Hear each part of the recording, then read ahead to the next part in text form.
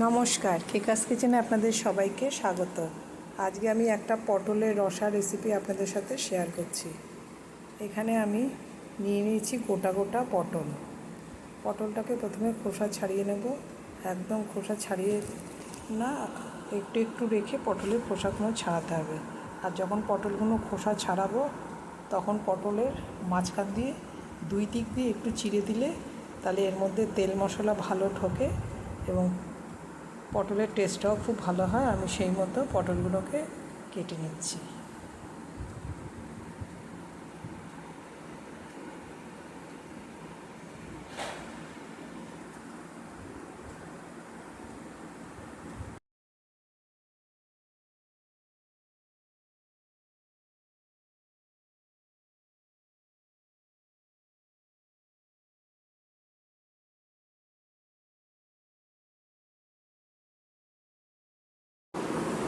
পটলগুলো কোটা হয়ে গেছে। এদিকে একটা গ্রাইন্ডার নিয়ে আমি নিয়ে নিয়েছি আদার টুকরো আর 3টে কাঁচা লঙ্কা।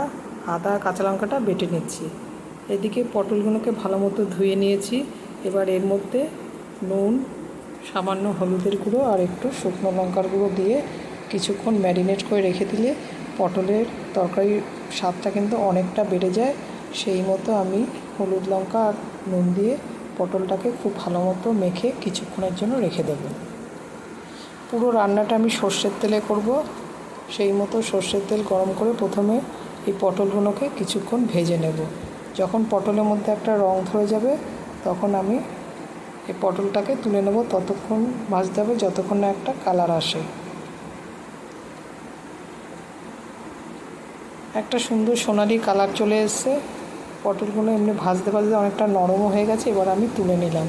এবার এখানে দিয়ে দিচ্ছি তেলের মধ্যে গোটা গরম মশলা, এলাচ, দারুচিনি আর লবঙ্গ সমস্তটা ভাজা ভাজা করে আমি প্রথমে দিয়ে দেবো টমেটো। আর টমেটোর সাথে আমি একটা কাঁচা লঙ্কা দিয়েছি। টমেটো কাঁচা লঙ্কা বাটাটা দিয়ে বেশ খানিকক্ষণ কষিয়ে নেব যতক্ষণ না টমেটোর কাঁচা গন্ধটা যায়।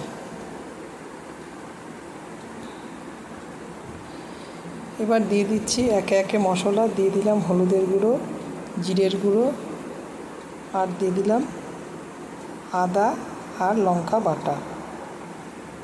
আদা লঙ্কা পেস্টটা দিয়ে খানিকক্ষণ কষিয়ে নেব। ওভেনের আঁচটা আমি মাঝারি করে রেখেছি।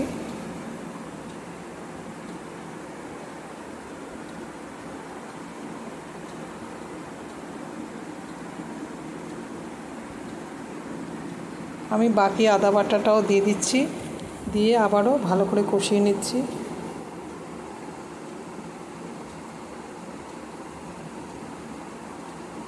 সামান্য একটু জল অ্যাড করলাম। এবার জল সহ মশলাটা আবারও কষিয়ে নেব, কারণ জল না দিলে মশলাটা লেগে যেতে পারে। বেশ খানিকক্ষণ কষিয়ে নিয়েছি। এবার আমি পরবর্তী পর্যায়ে চলে যাচ্ছি। মশলাটা দেওয়ার পর, কষানোর পর জলটা অনেকটা টেনে নিয়েছে। এই অবস্থায় আমি দিয়ে দিলাম কাশ্মীরি লাল লঙ্কার গুঁড়ো। এবার দিয়ে দেবো ভাজা পটলগুলো। এই অবস্থায় ভাজা পটলটা দিয়েছি। এখানে গ্রেভি বেশি থাকবে না, মাখো মাখো হবে। সমস্তটা দিয়ে আমি আবারও নাড়াচাড়া করে নিচ্ছি। এবার এখানে আরও একটু সামান্য জল দিয়ে দেব।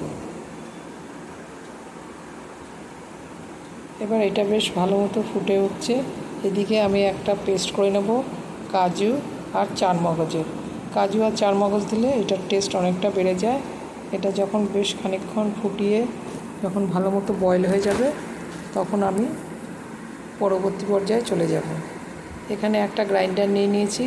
এর মধ্যে দিয়ে দিচ্ছি চারমগজ আর কয়েকটা কাজু বাদাম।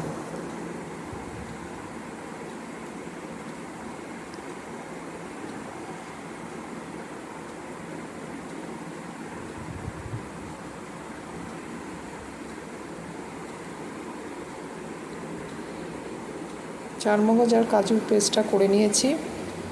এবার এর মধ্যে নামানোর আগে কাজু আর চারমগজের পেস্টটা দিতে হবে, তাহলে কাজুর স্মেলটা যেমন ভালো থাকবে, খেতেও খুব ভালো হবে।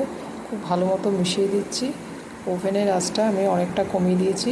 এবার আমি ওভেনটা অফ করে গরম মশলা গুঁড়ো মিশিয়ে সার্ভিং ডিশে ঢেলে নেব। আমার পটলের তরকারিটা